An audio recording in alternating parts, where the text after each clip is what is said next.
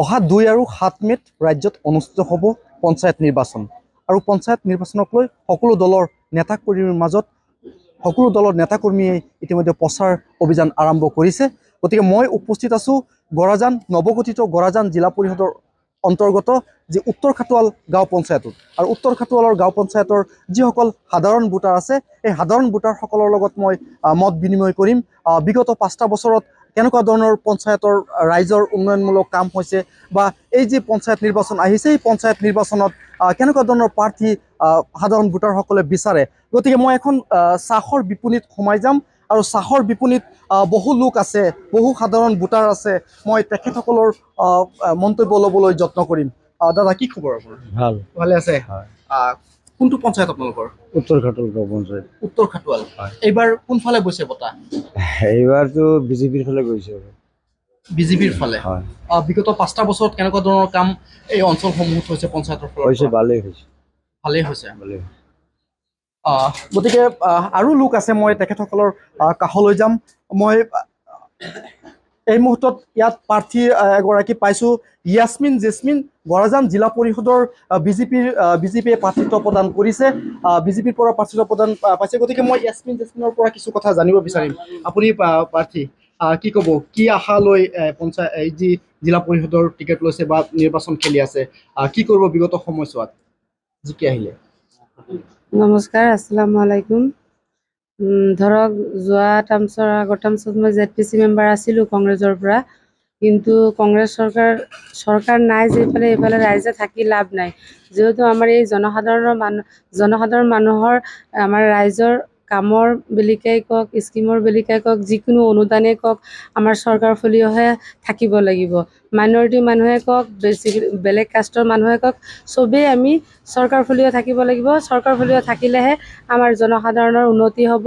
চাকৰি বাকৰিৰ ক্ষেত্ৰতে হওক, ৰাস্তা ঘাটৰ ক্ষেত্ৰতে হওক, যিকোনো সৰু সুৰা স্কিমৰ ক্ষেত্ৰতে হওক, আমাৰ চৰকাৰৰ লগত থাকিব লাগে। আপুনি 2013 চনত কংগ্ৰেছৰ পৰা টিকেট লৈ আপুনি ZPC আছিলে, জিলা পৰিষদৰ সদস্য আছিলে। গতিকে সেই সময়ত কেনেকুৱা ধৰণৰ কাম আপুনি কৰিছিলে যাৰ বাবে আপোনাক এইবাৰ আকৌ ৰাইজে আদৰি ল'ব বুলি? নাই, চাওক, মই যোৱা টাৰ্মছৰ আগৰ টাৰ্মছত মই কংগ্ৰেছৰ পৰা আছিলোঁ। মাত্ৰ মই 13 মাহ পাইছিলোঁ কংগ্ৰেছত চৰকাৰৰ। তাৰপিছততো তেনেকুৱা কোনো কামেই কৰিব পৰা নাই মই, যিহেতু চৰকাৰ নাই। চৰকাৰ ফলীয় থাকিলেহে কাম কৰিব পাৰি, চৰকাৰে নাই, তেনেকুৱা কাম কৰিব পৰা নাই। এইটো জনসাধাৰণৰ, আমাৰ গৰাজান ZPC এৰিয়াৰ ৰাইজে এইটো ভালকৈ জানে যে মই চৰকাৰৰ ফলীয় নাছিলোঁ কাৰণে মই কাম কৰিব পৰা নাছিলোঁ। কিন্তু ৰাইজৰ হয় উন্নতি কৰিব পৰা নাই, মই ৰাইজৰ ক্ষতিও কৰা নাই। এইবাৰ কি প্ৰতিশ্ৰুতি থাকিব আপোনাৰ? মোৰ বহুত আশা ভৰসা আছিল যে ৰাইজক মই বহুত ধৰণৰ হেল্প কৰিম। ৰাস্তা ঘাটে কওক, বিভিন্ন পঞ্চায়তৰ যিখিনি কাম আছে সেইখিনি কাম মই ৰাইজক কৰি দিব বহুত আশা আছিল, কিন্তু মই কৰিব পৰা নাই। এইবাৰ মই ZPC জিলা পৰিষদৰ বিজেপিৰ পৰা টিকেট আনিছোঁ, মনোনীত প্ৰাৰ্থী হিচাপে হৈছোঁ। মই সকলো ৰাইজৰ যিখিনি অভাৱ অভিযোগ আছে, মানে চৰকাৰৰ ফালৰ পৰা মোক যিখিনি দিয়ে, মই গোটেই আঁচনিবিলাক মই ৰাইজক দিব চেষ্টা কৰিম। আৰু সকলো ৰাইজক মই দুৱা আৰু আশীৰ্বাদ আল্লাহৰ ওচৰত মই বিচাৰোঁ যে মোক জিকাওক। মই ৰাইজৰ সহায়হে কৰিম, মই ৰাইজৰ কোনো ক্ষতি নকৰোঁ, মই সহায়হে কৰিম। মোৰ ইমানখিনি আগ্ৰহ আছে ৰাইজৰ কাম কৰিবৰ কাৰণে। গৰাজান জিলা পৰিষদত মাইনৰিটি মানুহ যথেষ্ট বেছি, মাইনৰিটি ভোটাৰ যথেষ্ট বেছি। আৰু কিছু সময়ত মুখ্যমন্ত্ৰীগৰাকীও কিছু কথা কৈ দিয়ে, যেনে কালি পুনৰবাৰ লুংগীৰ প্ৰসংগ উত্থাপন কৰিছে। গতিকে এনেকুৱা এটা পৰিস্থিতিত আপুনি মাইনৰিটি বেল্টৰ পৰা জয়ী হোৱাটো কিমান দূৰ সম্ভৱ বুলি আপুনি ভাবে?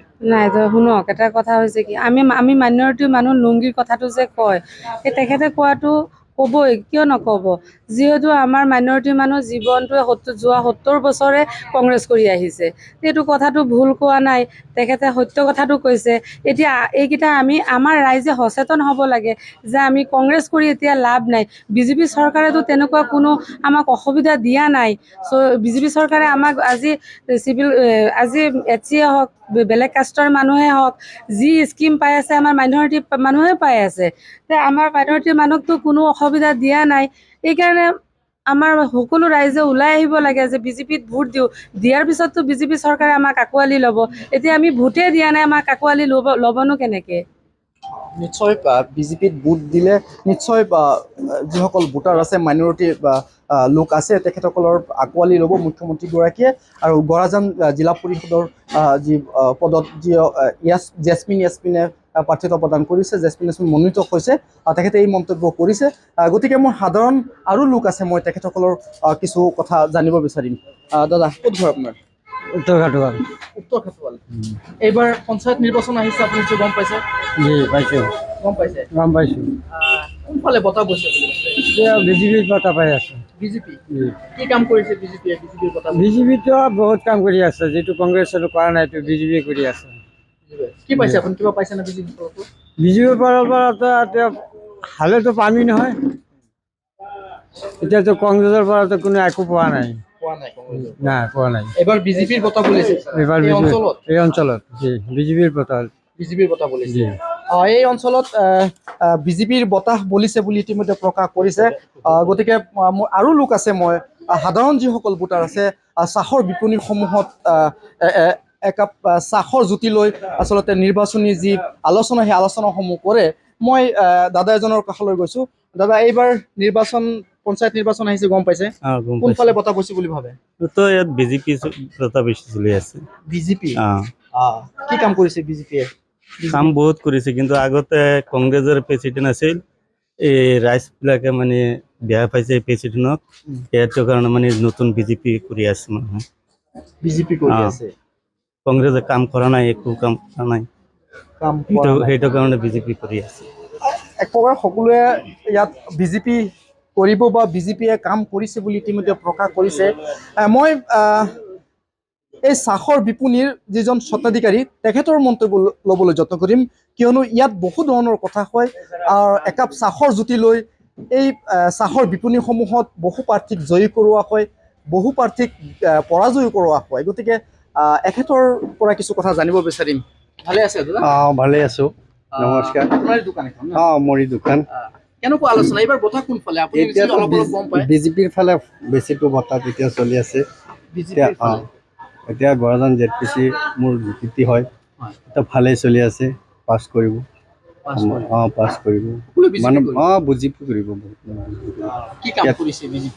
বিজেপিটো বহুত কাম কৰিছে, বহুত ঘৰ দিছে, আৰু এতিয়া অৰুণোদয় দিছে, আৰু পেঞ্চন দি আছে, বহুত বস্তু দি আছে। ৰাস্তা ঘাট ভালেই কৰিছে। আজি কংগ্ৰেছৰ দিনত ৰাস্তা এনেকুৱা নাছিল, এতিয়া ৰাস্তা ঘাট কৰিছে, মানুহে ভালকৈ চলা ফুৰা কৰি আছে, মানে ভালেই কাম কৰিছে। সেইটো কাৰণতে ৰাইজে এইফালে ভাবি আছে যে চৰকাৰ যিফালে আছে এইফালেই থাকিব লাগিব। পুনৰবাৰ মই ND24 দৰ্শকসকলক জনাইছোঁ, মই গৰাজান জিলা পৰিষদৰ অন্তৰ্গত যি উত্তৰ খাটুৱাল, সেই উত্তৰ খাটুৱালত মই উপস্থিত আছোঁ, আৰু উত্তৰ খাটুৱালৰ যিসমূহ চাহৰ বিপণী আমি সোমাইছোঁ। লগতে এই গৰাজান জিলা পৰিষদৰ যিগৰাকী প্ৰাৰ্থী ইয়াছমিন তেখেতকো পাইছোঁ, তেখেতৰো মন্তব্য লৈছোঁ। কি কাৰণত তেখেতে এই যে নিৰ্বাচনত নামিছে, 2013 চনত কংগ্ৰেছৰ পৰা নিৰ্বাচিত হৈছিলে জেচমিন, সেই সময়ত কেনেকুৱা ধৰণৰ কাম কৰিছে, যিহেতু নিৰ্বাচনত নামাই মানে ৰাইজৰ উন্নয়ন বা ৰাইজৰ উন্নয়নৰ দিশটো চোৱা, ৰাইজৰ উন্নয়ন কৰাটো। গতিকে তেখেতৰ লগতো আমি মত বিনিময় কৰিছোঁ। আৰু লোক আছে, মই তেখেতসকলৰ পৰা কিছু কথা জানিব বিচাৰিম। মই উপস্থিত আছোঁ যি উত্তৰ খাটুৱাল, গৰাজান জিলা পৰিষদৰ যি উত্তৰ খাটুৱাল, সেই উত্তৰ খাটুৱালত উপস্থিত আছোঁ পঞ্চায়তত। গতিকে আৰু লোক নৱপ্ৰজন্ম আছে, মই তেখেতসকলৰ পৰা কিছু কথা জানিব বিচাৰিম। এইবাৰ নিশ্চয় পঞ্চায়ত নিৰ্বাচন আহিছে, গম পাইছে? গম পাইছোঁ। কোনফালে বতাহ বলিছে বুলি ভাবে? বিজেপি বহুত ভাল চলি আছে। বিজেপিৰ ভাল চলি আছে। ইয়াতে কি কাম কৰিছে? বিজেপি সহায় কৰি চাউল দি আছে, ডাউল দি আছে, আৰু কিবা অন্ন দি আছে, মানুহ বহুত ভাল পায়। এইটো কাৰণে বিজেপিক বহুত ভাল পাই আছে মানুহ। বিজেপিক ভাল পাই আছে। বিজেপিৰ লগতে চলিব। বিজেপিৰ লগত চলিব। হিমন্ত বিশ্ব শৰ্মা বহুত মানুহ সহায় কৰি আছে। আৰু লোক আছে, মই তেখেতসকলৰ নৱপ্ৰজন্মৰ কাষলৈ নিশ্চয় যাব লাগিব। ভোট হৈছে তোমাৰ? হোৱা নাই? আৰু লোক আছে, মই তেখেতসকলৰ কাষলৈ যাম, কিছু সাধাৰণ ভোটাৰসকলৰ মন্তব্য ল'বলৈ যত্ন কৰিম। দাদা, পঞ্চায়ত নিৰ্বাচন আহিছে, নিশ্চয় গম পাইছে? গম পাইছোঁ। কোনফালে বৈছে বতাহ এইবাৰ? বঁটা কোনফালে কম, যেফালে ভাল সেইফালেতে কৰিব লাগিব। যোনফালে ভাল এইফালে। আপোনাৰ কোনটো পঞ্চায়ত? উত্তৰ খাটুৱাল গাঁও পঞ্চায়ত। উত্তৰ খাটুৱাল গাঁও পঞ্চায়ত। বতাহ যোনফালে ভাল সেইফালে আপুনি এইফালে যাব? যাম সেইফালে, যেইফালে ভাল সেইফালে যাম। সেইফালে যাব। বতাহ যোনফালে বৈ যাব সেইফালেই সাধাৰণ ভোটাৰসকল যাব বুলি ইতিমধ্যে এজন দাদাই মন্তব্য প্ৰকাশ কৰিছে। গতিকে এজন চব্জি দোকানী আছে মোৰ লগত, মই তেখেতৰ কাষলৈ যাম, কিছু কথা জানিব বিচাৰিম। পঞ্চায়ত নিৰ্বাচন আহিছে, নিশ্চয় গম পাইছে আপুনি। কোনফালে বতাহ বৈছে? কোনফালে এইবাৰ পঞ্চায়ত নিৰ্বাচনৰ বতাহ বলিছে? আপুনি অলপ আগুৱাই আহক দাদা, অলপ আগত আহক। কোনফালে বৈছে? কোনফালে বৈছে আমি ক'ব নোৱাৰি, এটা সময়মতে মানে কোনফালে বৈছে বতাহ আচলতে ক'ব নোৱাৰে। সময়মতে তেখেতসকলে ভোট প্ৰদান কৰিব। এজন বয়োজ্যেষ্ঠ লোক আছে, মই তেখেতৰ কাষলৈ যাওঁ। কি নাম আপোনাৰ? আসমত। ঘৰ ক'ত? ইয়াতে? কোনটো পঞ্চায়ত আপোনালোকৰ? খাটোৱাল। নিৰ্বাচন আহিছে, নিশ্চয় গম পাইছে পঞ্চায়ত নিৰ্বাচন আহিছে। এইবাৰ কোনফালে বতাহ বৈছে, গতি কৰিছে?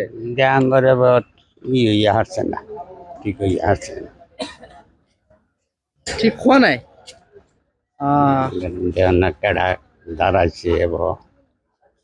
এতিয়াও নিৰ্ধাৰণ কৰিব পৰা নাই। আৰু এজন জ্যেষ্ঠ লোক আছে মোৰ লগত, মই তেখেতসকলৰ কিছু মন্তব্য ল'বলৈ। নাম কি?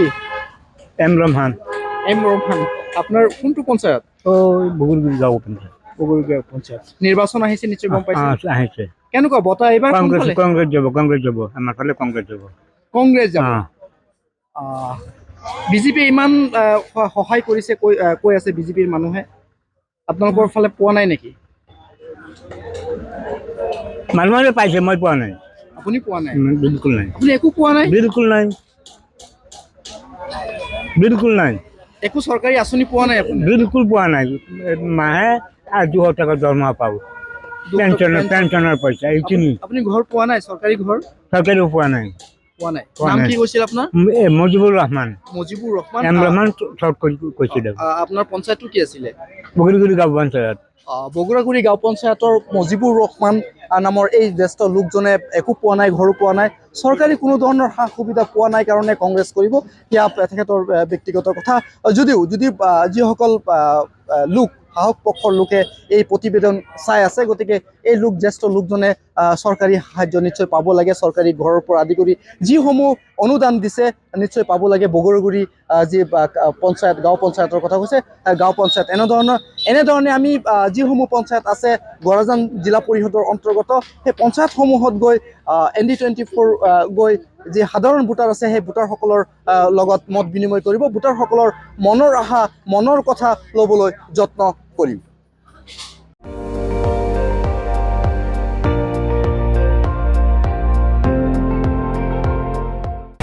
আপুনি চাই আছে ND24, সৰ্বশ্ৰেষ্ঠ নহয়, সৰ্বোত্তমৰ দৌৰত।